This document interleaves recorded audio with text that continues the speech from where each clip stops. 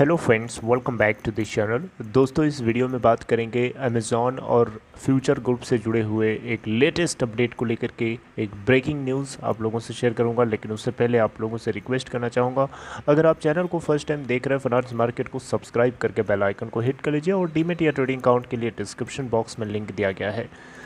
दोस्तों, आपको मैंने बहुत पहले अपडेट किया था, NCLAT के अंदर अमेज़ॉन ने कोशिश करी थी CCI की तरफ से जो बातें कही गई थी उसको चैलेंज करने के लिए।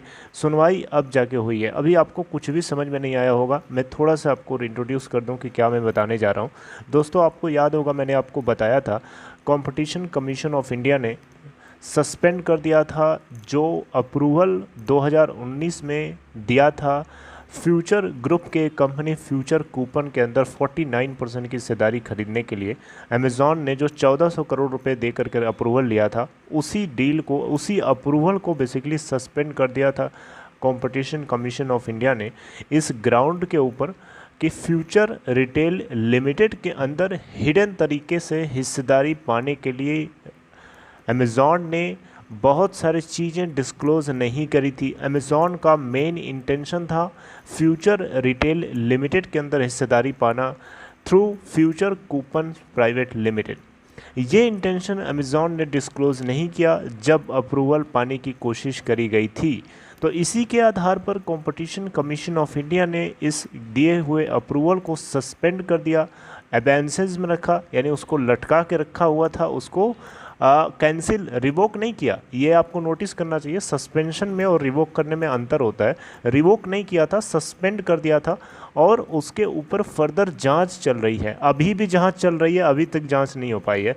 लेकिन उसी बीच आपको बताना चाहूँगा, जब ये कंपटीशन कमीशन ऑफ इंडिया ने जब ये सस्पेंशन ऑर्डर जो डिस्क्लोज़ किया था, ठीक उसी समय अमेज़ॉन ने कोशिश करी थी NCLAT के अंदर अप्रोच करने की, ये बात बोलते हुए कि कंपटीशन कमीशन ऑफ इंडिया जो कुछ भी बोल रहा है वो बेसलेस है, वो कोई भी ट्रूथ, उसमें कोई भी सच्चाई नहीं है।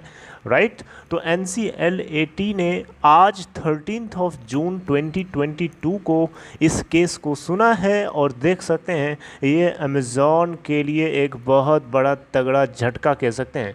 आप देख सकते हैं NCLAT upholds competition commission of India ruling to suspend approval for Amazon future group firm investment deal. दोस्तों, यहाँ पे आप देख सकते हैं NCLAT ने उस समय, अभी देखें तो इन्होंने 200 करोड़ रुपए का पेनल्टी भी, अब देख सकते हैं NCLAT has also upheld the penalty of 200 crore imposed on Amazon and has directed the e-commerce giant to pay within its 45 days from today। ये बात आपको मैंने उस समय बताई थी जब कंपटीशन कमीशन ऑफ इंडिया ने सस्पेंशन किया था इस डील को। उसी समय 200 करोड़ रुपए की पेनल्टी भी लगाई थी अमेज़ॉन के ऊपर, याद है आपको, मैंने आपको बताया था। तो NCLAT ने कंपटीशन कमीशन ऑफ इंडिया के लिए हुए इस फैसले को सपोर्ट किया है और अमेज़ॉन को डायरेक्ट किया है कि आज से, यानी 13 जून 2022 से 45 दिनों के भीतर भीतर ये 200 करोड़ रुपए आपको जमा करना होगा। ये स्ट्रिक्ट ऑर्डर है NCLAT का। तो आप देख सकते हैं अमेज़ॉन के लिए एक बहुत बड़ा तगड़ा झटका है।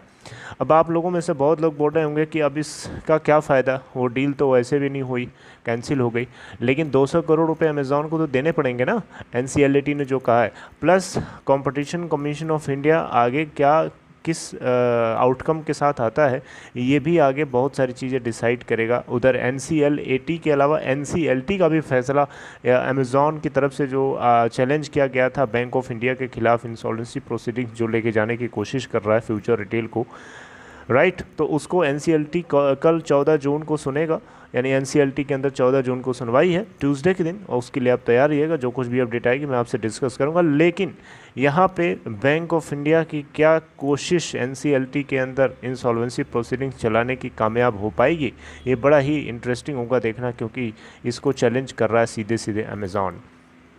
और स्टेक होल्डर्स भी अमेज़ॉन के फेवर में हैं, क्योंकि अमेज़ॉन नहीं चाहता कि एनसीएलटी के अंदर इंसॉल्वेंसी प्रोसीडिंग्स चलाई जाएं फ्यूचर रिटेल लिमिटेड के अंदर। तो बहरहाल दोस्तों, ये छोटी सी खबर थी, मैंने आपको समझाने की कोशिश करी। ये बात आपको अच्छे से पता है कि कहीं भी कोई भी अप्रूवल चाहिए होता है, कहीं पे अगर मेजर डील करी जाती है तो सीसीआई का वहाँ पे बहुत इंपॉर्टेंट रोल होता है, सेबी का भी बहुत इंपॉर्टेंट रोल होता है। तो सीसीआई ने 2019 में बेसिकली अप्रूवल दिया था अमेज़ॉन को, और उसी को लेकर के ये उसी में लेकर के जो मिसअंडरस्टैंडिंग हुई थी, जो मिसकंसेप्शन था, जो जो जो चीज़ें कंसील करी गई थी, उन्हीं चीज़ों को लेकर के लड़ाई थी।